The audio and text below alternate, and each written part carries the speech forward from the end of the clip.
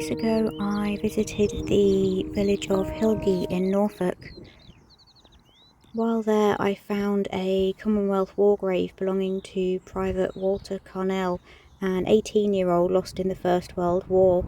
Little did I know that this grave would lead to a truly heartbreaking story for one Norfolk family.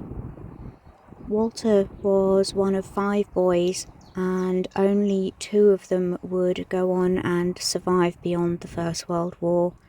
He was the youngest of the 5, and he was born in 1899 in Hilgay. He enlisted in Attleborough and joined the 11th Battalion Yorkshire Hussars and was attached to the 3rd Training Reserve in Staffordshire. It was while based at Rugeley Camp in Staffordshire that he sadly drowned in Pottle Pool, a nearby reservoir, and he was just 18 years old at the time. It was while looking for Walter on the 1911 census that I saw he had 4 other brothers who would have been fighting age at the start of the war, and I needed to know what had happened to them also.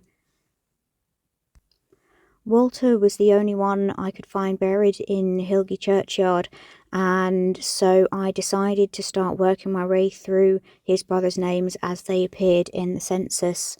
This is what I found. His eldest brother George was born in 1883, and like all of the older boys, he was working as a farm labourer on the 1911 census. George enlisted in Norwich and served with the 2nd Battalion Bedfordshire Regiment. It was on the 8th of May 1918, while serving on the Western Front, that he was reported missing, presumed killed in action. He was never found, and his name is recorded on the Tyncott Memorial to the Missing in Belgium, just one of almost 35,000 names of men whose graves are not known. He was 35 years old. Born 6 years after George was their brother William. He was already married and working as an undergardener at the outbreak of war. He was called up on the 30th of June 1916 and joined the 9th Battalion Norfolk Regiment. Less than a year later, between May and August 1917, he spent 3 months in hospital recovering from gunshot wounds to the leg, head and buttocks.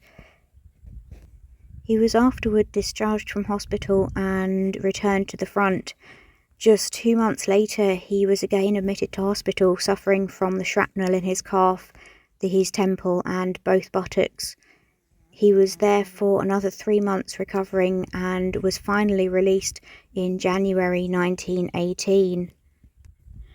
At some point he had been allowed home, as during 1918 his wife had given birth to their 2nd daughter.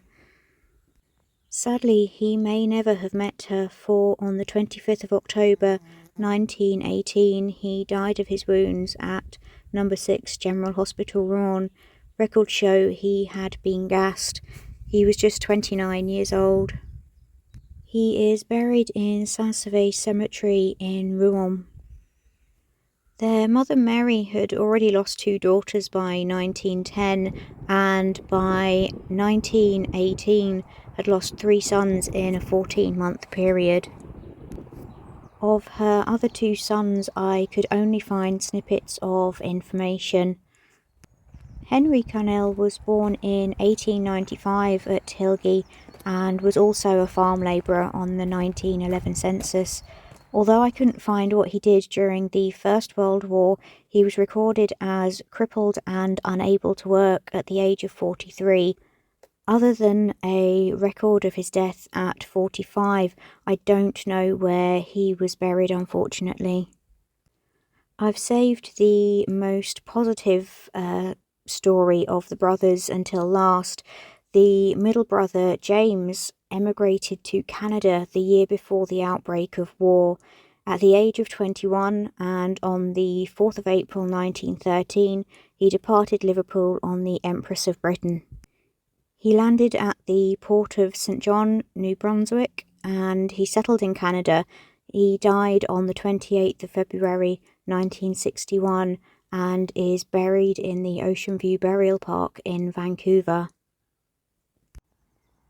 The story of these brothers is quite typical of the rabbit holes I end up down visiting war graves and trying to find a little bit of information just to tell the story of one of these chaps, and finding that it's not just his story that needs telling, it's the story of one mother who lost so many children in such a short period of time. And this kind of thing is replicated throughout so many of the rural villages that you can pretty much go to any churchyard in England and find similar stories where families were just devastated by so many losses in such a short period of time. Thank you for listening to the first of our newsletter podcasts. These will be little highlights that we share so that if you prefer to listen or watch as opposed to read, then you can still enjoy our content.